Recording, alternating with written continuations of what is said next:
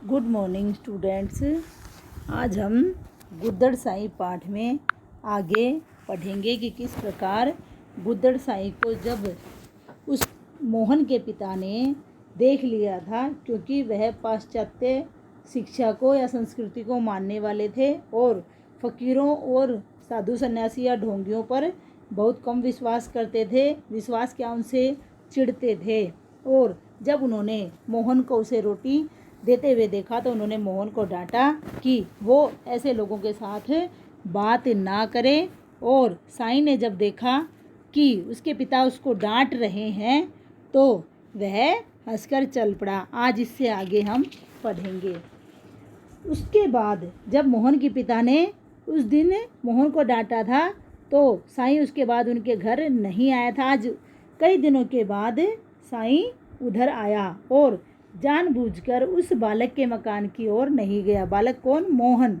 मोहन के मकान की ओर वो नहीं जाता है, परंतु पढ़कर आते समय, लौटते समय का मतलब है कि मोहन जब पढ़कर आ रहा था तो मोहन ने साईं को देखा और उसको पुकारा तो साईं आवाज़ सुनकर लौट आता है। मोहन, साईं ने मोहन को कहा, आजकल तुम आते नहीं हो। मोहन ने साईं को कहा कि तुम आजकल आते क्यों नहीं हो? तो साईं कहता है कि तुम्हारे बाबा बिगड़ते थे, अर्थात जो मोहन के पिता हैं वो बिगड़ते थे, इसलिए मैं नहीं आता हूँ। नहीं, मोहन कह रहा है कि तुम रोटी ले जाया करो, कि पापा बिगड़ते हैं तो कोई बात नहीं, लेकिन तुम रोटी लेने ज़रूर आया करो, रोटी लेकर चले जाया करो। भूख नहीं लगती है? साईं से मोहन पूछता है। अच्छा, कल ज़रूर आना, भूलना मत। और मोहन उसे रोटी के लिए कहकर चला जाता है कि कल ज़रूर रोटी लेने के लिए आ जाना, भूलना मत। अब एक दूसरा लड़का मोहन के जाने के बाद साईं के पास आता है और उसका गुद्दड़ खींचकर भाग जाता है। अब साईं की तो वही एक संपत्ति थी जिसको कि वो अपने कंधे पर डाले रखता है। जब वह लड़का उसका गुद्दड़ छीनकर या खींचकर भागता है तो गुद्दड़ लेने के लिए साईं उस लड़के के पीछे दौड़ने लग जाता है कि वही एक संपत्ति है जिसको कि वह बालक खींचकर भाग गया है। मोहन यह खड़ा देखता रहा। साईं आंखों से ओझल हो गया। साईं उस लड़के के पीछे दौड़ता दौड़ता ओझल हो गया, मतलब मोहन को दिखना बंद हो जाता है और साईं वहाँ चला जाता है। वहाँ से उसके पीछे दौड़ता हुआ चौराहे तक दौड़ते दौड़ते साईं को ठोकर लग जाती है। चौराहा आता है और साईं उस गुदड़ के लिए जब उस बालक के पीछे दौड़ रहा है तो उसको ठोकर लग जाती है और साईं गिर जाता है। सिर से खून बहने लग जाता है। यहाँ पर सिर से खून बहने लग गया।